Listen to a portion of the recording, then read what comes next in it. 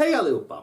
Idag tänkte jag att vi skulle kunna ge ett nytt perspektiv på begreppet grooming. Att vänstermoral är den sämsta moralen blir tydligare ju längre tiden går. Media bestämde sig nyligen för att göra en tonåring till kändis bara för att hon har åsikter om klimatet. Nej just det, hon skolkade för att kunna sitta med en skylt utanför riksdagen, så det har hon gjort med. Och därför skrevs det otaliga artiklar om vilken hjälte och förebild den här unga tjejen är. Så pass att det till och med spreds till andra länder, där vidare journalisthyllningar fortsätter. Hon hamnade till och med på Time Magazines lista av de mest inflytelserika ungdomarna det året, ihop med ett K-pop-band och en palestinsk nationalist. Oj vej! Så det märks att det är hipsters som jobbar på etablerade medier. Hade Greta blivit lika hyllad ifall hon skolkade för att protestera mot skattehöjningar? Till och med Svenska Dagbladet bokstavligt talat helgonförklarar den här svenska tonåringen. Men slutklämmen: även barn och ungdomar kan spela framträdande roller i den egna samtiden. Aha, så det är väldigt viktigt att vi lyssnar på barn. Okej, det var ju bra att du tog upp det. Då borde vi sänka skatterna och göra det obligatoriskt att utvisa kriminella invandrare. För det var ett gäng 50-klassare bad Stefan Löfven att göra inför valet. Men det blev det inte så mycket rubriker om i media. Trots att barn är profetiska sanningssägare som spelar framträdande roller i den egna samtiden. Fast å andra sidan hade vår goda media beskrivit barn på det här sättet ifall barnen skolkade för att kunna protestera mot våldtäktsimporten och folkutbytet. Jag vet inte. Därför så kan man helt enkelt bara hoppas att ett gäng tonåringar får för sig att göra det här. Och inget dit både mainstream media och alternativa media. Teoretiskt sett, ifall man ska göra det så vore det ju bra att få med båda. Sen kollar man vilka som vågar dyka upp. Och så. Annars så tvingas jag ju bara liksom mest spekulera i det här, så att det är helt teoretiskt. Skämt åsido, klimatet är en legitim politisk fråga som vi alla borde ta på större allvar. Och därför stör mig med den intellektuella ytligheten som blir lite nästan obligatorisk i den svenska debatten kring det här ämnet.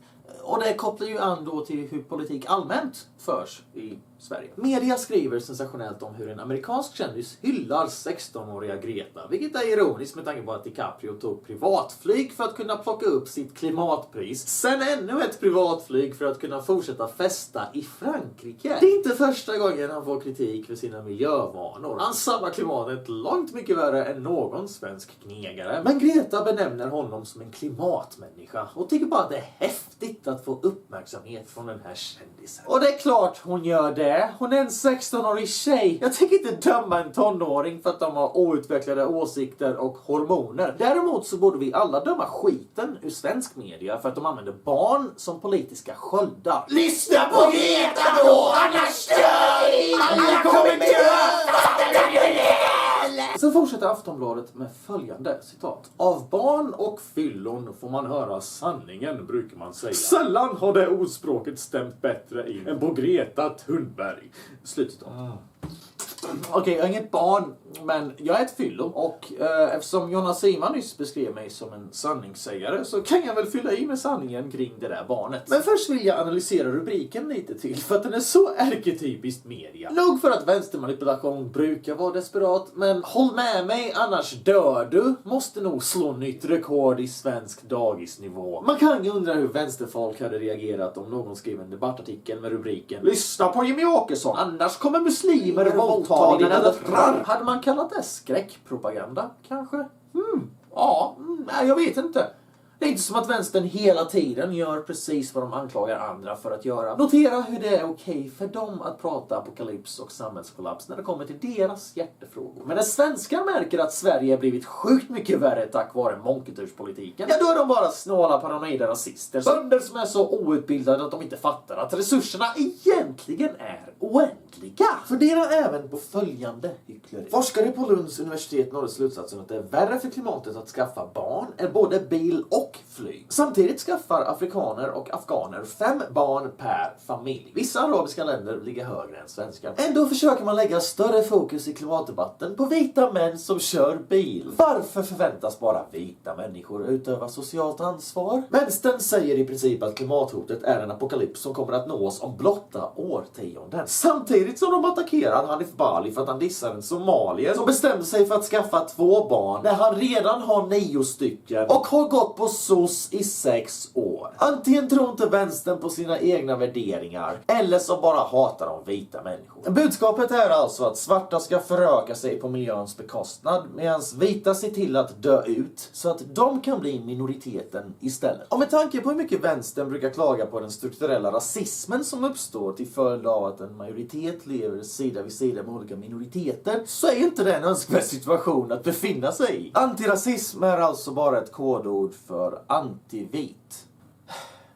Det var ju bra att veta. Och när det kommer till Greta så finns det goda skäl att tvivla på hypen. Hon började strejka 20 augusti och samma dag skriver Aftonbladet en artikel. Troligtvis tack vare tips från Ingmar Rentzhog. Efter det här så hakade varje tidning på. Och bara 4 dagar senare så råkar Greta släppa en bok som hon skrivit ihop med sin mamma. Malena Ernman, välkänd PK-profil och gullegris i media. Bör därför inte förvåna någon när Dagens Nyheter ger dem generös reklam i form av en längre intervju. Jag undrar dock hur mycket av boken som är mammans åsikter och hur mycket som är barnets. Mammans stjärnstatus verkar dock inte vara enda faktorn till framgången. Ingmar Rentzhog uppges vara den som först uppmärksammade Greta. Hans PR-företag skryter faktiskt om hur de spelade en central roll i att göra henne både Sverigekändis såväl som världskändis. Vilket ligger i linje med företagets affärsidé som är digitala annonser. Rentzhog är också ordförande för Global Utmaning, en vänsterfinansierad tankesmedja som skrivit debattartikel för DN ihop med Malena Ernman. Rentzhog och Ernman har även förekommit på klimatmöten ihop. Jag måste därför undra hur organisk hypen är. Det sista strået i stacken var när det visade sig att toppmötet där Greta höll tal inför världens makthavare tog plats i ett nästan tomt rum.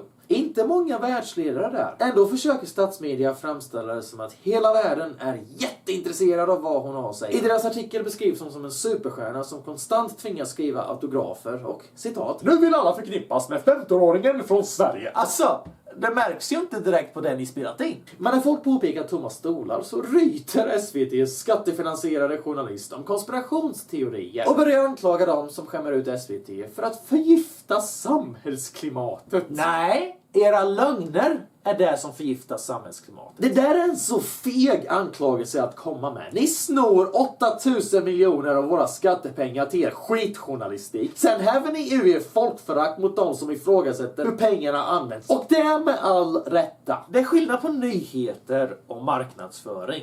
Men i Sagan om klimatgreta är det ganska tydligt att journalisterna korsade över till det senare. Ingen bad er rapportera så mycket om en tonåring vars åsikter ni gillar. Och ingen bad er överdriva om hur populär hon är. Det stämmer dock att hon samma dag höll tal inför FNs generalsekreterare, vilket laddades upp på reklambyråns YouTube-kanal. Men eftersom det tog plats i ett litet konferensrum och inte ser lika bombastiskt ut som ni målade ut det till, det vill säga en konsertlokal med världsledare, ja, då funkar kanske inte den här bilden lika bra. Ni blev alltså bara giriga när ni försökte manipulera de kollektiva associationerna. Det verkar dessutom inte vara jättesvårt att få till ett möte med FN ifall man har mainstream-åsikter. TV-spelsfeministerna Anita Sarkeesian och Zoe Quinn fick sitta där och prata om hur internet borde censureras så att feminister ska slippa kritik för äckligt beteende och extrema åsikter. Så det är knappast som att FN har höga krav på stark integritet. Media har överdrivit hur viktig och populär Greta är, för utöver sina personliga åsikter reflekterar hon även journalisternas åsikter. Och genom att stoppa sina åsikter i en ung människas kropp och sen framställa den människan som profet och sanningssägare,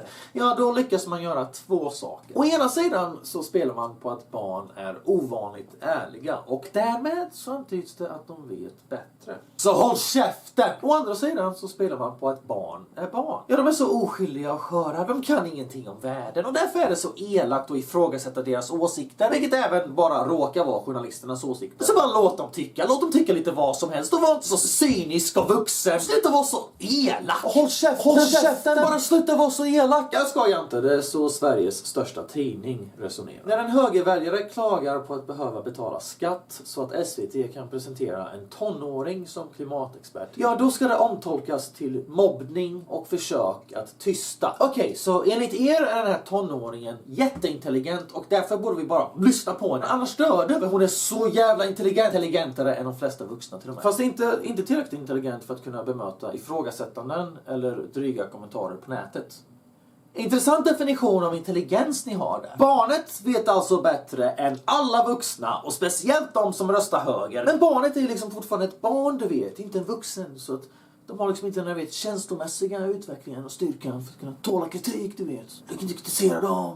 Det är inte coolt. Det är inte coolt. Det är elakt. Wow. Det borde väl inte förvåna någon att vänstern har barn som förebilder. Det har ju varit tydligt alla dessa år de har förpestat den offentliga debatten. Det handlar bara om manipulation. Vänstern använder barn som sköldar för deras idéer, för de märker hur trötta folk börjar bli på deras idéer. Eller för att citera en svensk ärkelibertarian: Klimatgreta måste vara årets mest cyniska exempel på barnarbete.